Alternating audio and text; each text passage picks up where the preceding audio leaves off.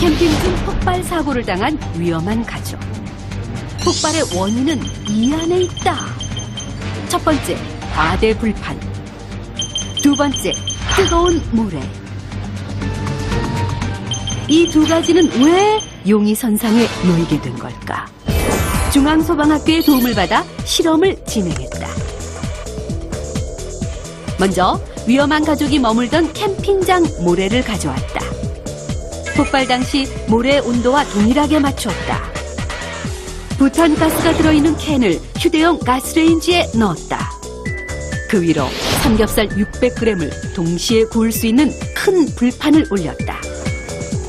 열 적외선 카메라를 설치해 지켜보기로 했다. 실험을 시작했다. 빨갛게 열려온다. 온도도 쭉쭉 올라간다. 순식간에 섭씨 210도까지 올랐다. 약 10분 뒤. 굉음과 함께 부탄가스 캔이 폭발했다. 부탄가스 캔 파편이 로켓처럼 하늘로 튕겨올랐다.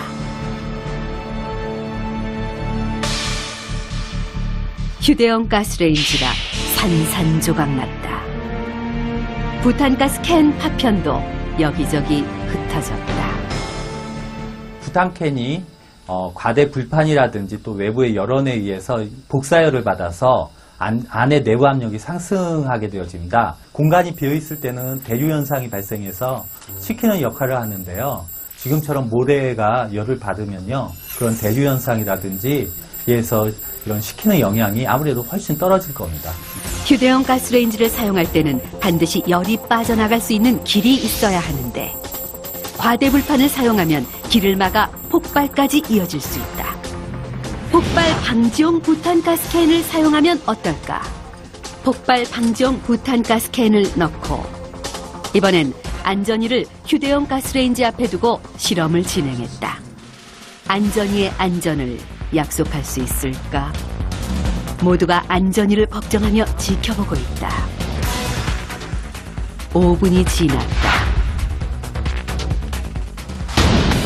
이번엔 폭발 대신 큰 화염이 일었다. 폭발 방지용인데 대체 어떻게 된 일일까?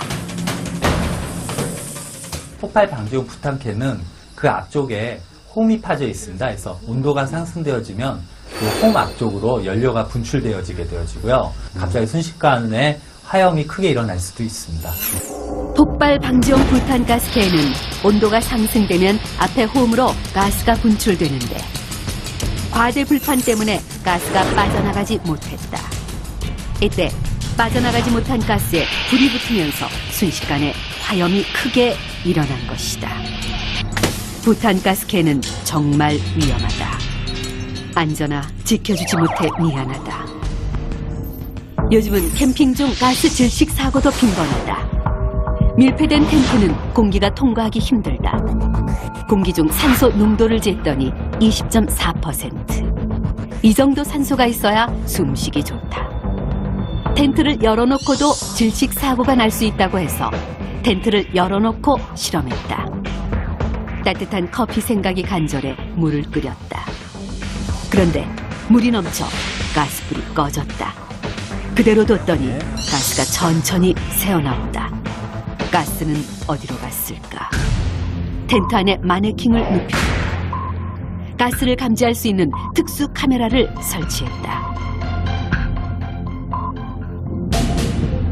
휴대용 가스레인지 아래로 가스가 천천히 새어나오는 것이 보인다.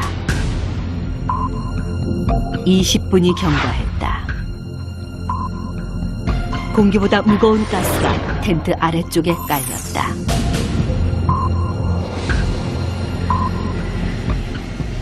산소 농도 18%. 산소 측정기의 빨간불이 깜빡이며 위험을 알린다.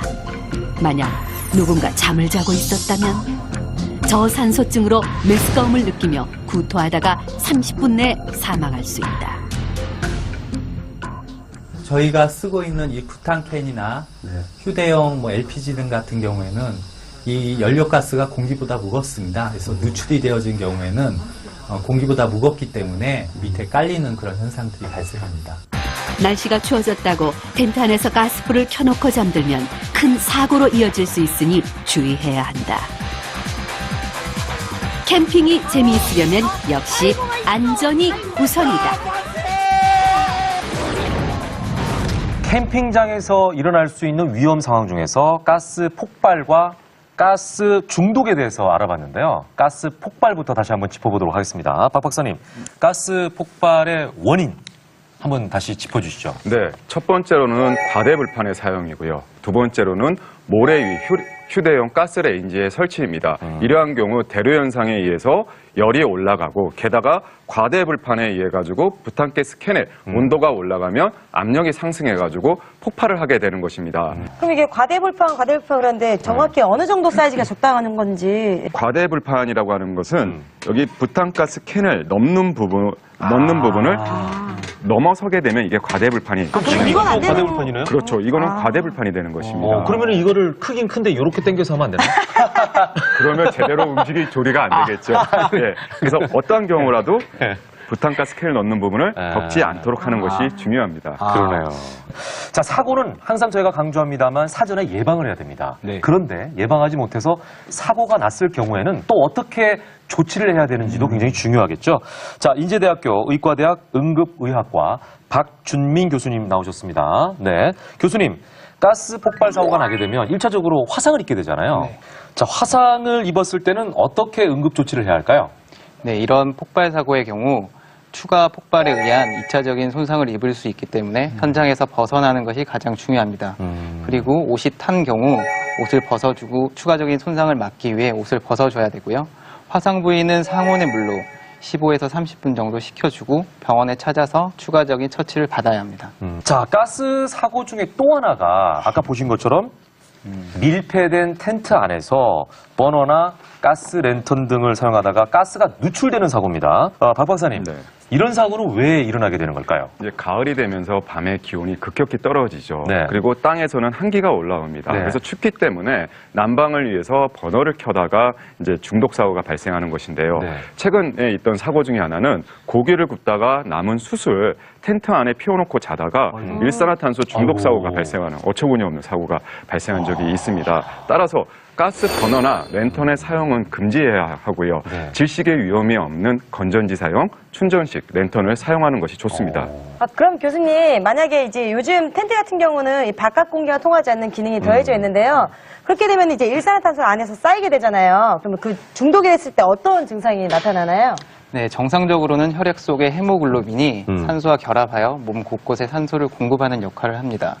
한편 일산화탄소의 경우 산소에 비해 헤모글로빈에 결합하는 능력이 200배 가량 강합니다. 따라서 중독 시에는 몸 각 곳곳의 장기에 산소 공급이 되지 않아서 증상이 나타나는데요. 경한 증상으로는 두통, 어지럼증, 창란, 메스꺼움 등이 나타날 수 있고 심할 경우 혈압저하, 의식 변화, 경련 발작 등이 나타날 수 있으며 심정지에 이르러 하기까지 할 수 있습니다. 가스 중독이 됐을 때 네. 쉽게 할 수 있는 응급처치라든지 이런 게 뭐가 있을까요? 마찬가지로 일단 가스에 노출된 환경으로부터 벗어나야 하므로 텐트에서 빨리 끌어내야 됩니다. 그리고 난 다음에 고농도의 산소를 투여해야 하므로 가능한 구급차를 이용해서 빠른 시간에 병원으로 이송해야 합니다. 그렇습니다. 자, 기본만 지킨다면 아주 즐겁고 안전한 캠핑이 되겠지만 기본을 지키지 않는다면 생명까지도 위험하게 된다는 걸 꼭 명심하시기 바라겠습니다. 자, 모든 사고는요, 사고 나기 전에 예방이 가장 중요하겠죠. 그래서 준비했습니다. 위험한 상황을 만나지 않으려면 이것만은 명심하시기 바랍니다. 위험한 순간, if.